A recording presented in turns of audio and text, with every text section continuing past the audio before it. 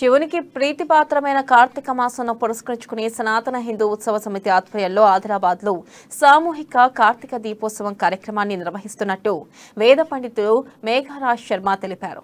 ఆదిలాబాద్ జిల్లా కేంద్రంలోని శ్రీరామచంద్ర గోపాలకృష్ణ మఠంలో ఏర్పాటు చేసిన మీడియా సమావేశంలో సమితి సభ్యులతో కలిసి ఆయన మాట్లాడారు. సనాతన హిందూ ఉత్సవ సమితి ఆధ్వర్యంలో ప్రతి ఏడాది మాదిరిగానే ఈ కార్తీక మాసంలో నవంబర్ 7వ తేదీన వైకుంఠ చతుర్దశి రోజున కార్తీక దీపోత్సవం కార్యక్రమాన్ని ఏర్పాటు చేసినట్లు తెలిపారు. ఇక ఆదిలాబాద్ పట్టణంతో పాటు పరిసర ప్రాంతాల నుండి మహిళా భక్తులు పెద్ద ఎత్తున తరలి రావాలని కోరారు. కార్తీక దీపంలో పాల్గొనే మహిళలకు పూజా సామాగ్రిని సనాతన హిందూ ఉత్సవ సమితి ఆధ్వర్యంలో అందించడం జరుగుతుందని తెలిపారు.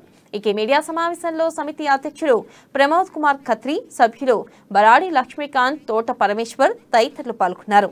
ఈ ఒక్క మాసంలోనే ఇటు శివుడి ఆరాధన అటు కేశవుడి ఆరాధన జరపాలని అనేక శాస్త్రాలు మనకు తెలియజేస్తూ ఉన్నాయి.